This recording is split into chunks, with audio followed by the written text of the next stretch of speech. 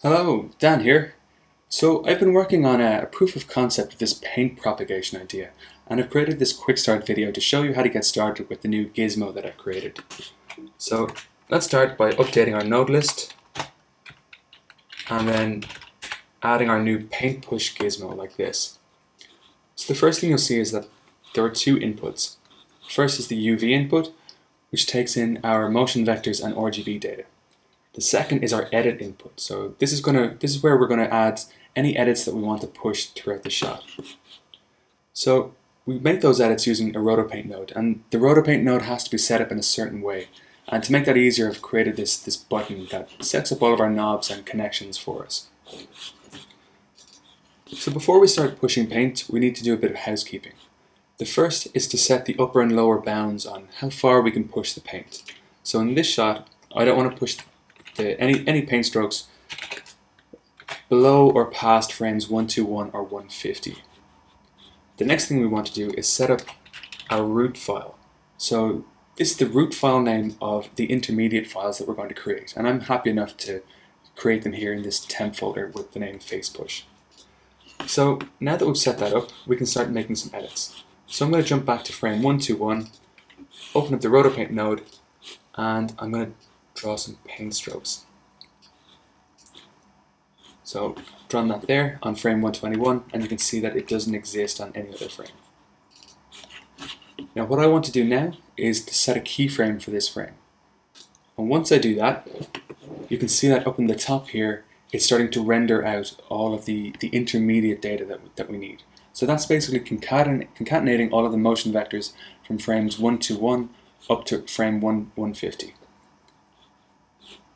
Now, this only needs to happen once for the frame 121, well, with this frame range. So what that means is, once I've generated this intermediate data, that will just exist, and I can make as many edits to frame 121 as I want without any extra penalty. So now that that render is done, I can scrub through the shot, and I can see that that smiley face is sticking to her cheek very nicely. And if I want to make any more changes, like if I want to just draw an extra stroke there, you can see that that extra stroke is automatically pushed through every other frame in our shot. Now, we don't just need to have one keyframe, we can actually add as many keyframes as we like. So, say if we're on frame 150 here, and I want to fix this area of her, this divot on her face here. So what I'm going to do is create a clone. Now, again, because the RotoPaint node is set up in a kind of a funny way, we need to be careful about how we use the clone brush. So we need to make sure that the input is set to the background, and we need to connect this background to our RGB data. So you'll also notice that the paint push, like when I'm doing these edits, the paint push is connected to the viewer. And that's because the RotoPaint node, the way it's set up, has its data replaced. So we're actually doing sort of like the merging of the RotoPaint data within the paint push node. So anything basically, if we want to see any edits in the RotoPaint node, we need to connect the viewer to the paint push node. So we should be good to go now. And if I do kind of a quick clone here, and I'm going to adjust the stroke size and opacity.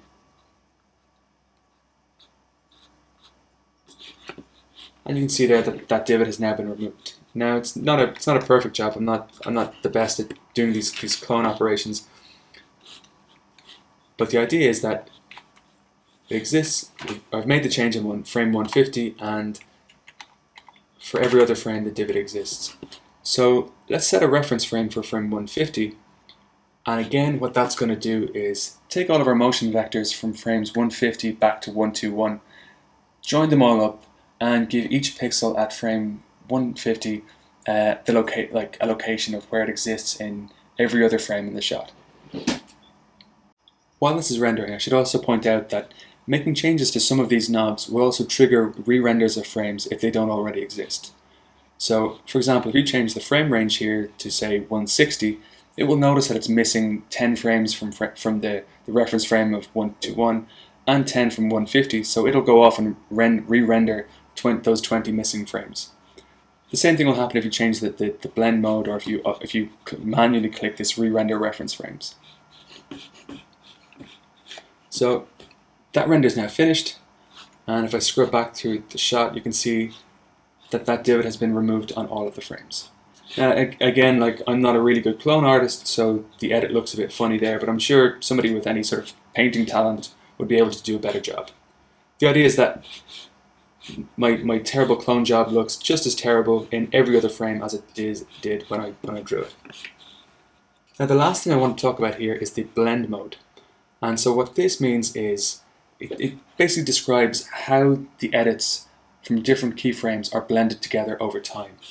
So let me just draw another stroke to give you an example. So I've made that stroke on frame 150, and you can see that all of the edits for both keyframes at 121 and 150 exist throughout the entire lifetime of the shot. Now, that can be quite useful, and it also means then that edits that are made in later keyframes. So for example, I set a keyframe at 150 after the keyframe at 121. So this means that I can actually draw edits over the paint fixes at 121, and they should automatically sort of back propagate. So in this way, the system kind of maintains an order of when you created those keyframes. So I'll just get rid of that down there. So at the moment, our blend mode is set to none. So that means all of the edits are going to be kept visible at all the time. The second blend mode is the dissolve blend mode. So what that does is it sort of means that any changes, any keyframes that you create will be applied to the keyframes below them, but will sort of cross dissolve in a sort of a sensible way. So this doesn't really work for the example that I have here, so basically it means that the edit for 121 will exist throughout the entire shot. So you can see there that the smiley face is still very bright, but the edit I made for frame 150 fades out as it gets to frame 121. So the example that I gave here is not a great one. Like what you'd probably use this for, or what you probably should use this for, is for basically updating fixes. So say if I'm on frame 150 and I'm not really happy with the blend work just here. So what I want to do is paint a new fix on top of that. So just a really slight fix to kind of smooth the mouth out a bit here. So let me just paint that in there.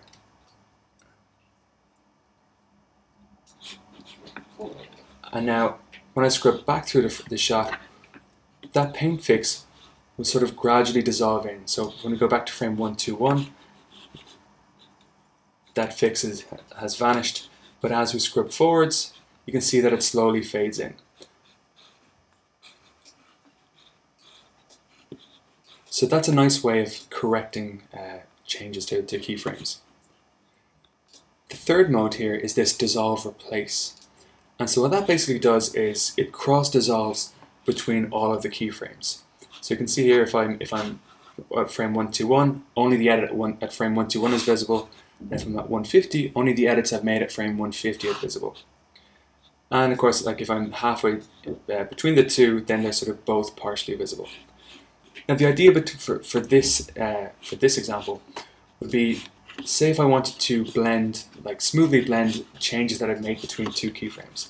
So again, you can see here that the divot on frame 121 is still there because of this dissolve replace blend option. It means that the edit I made at frame 150 is no longer here. So let me just make a new edit here. So again, this is a terrible clone job, but let me just bear with me.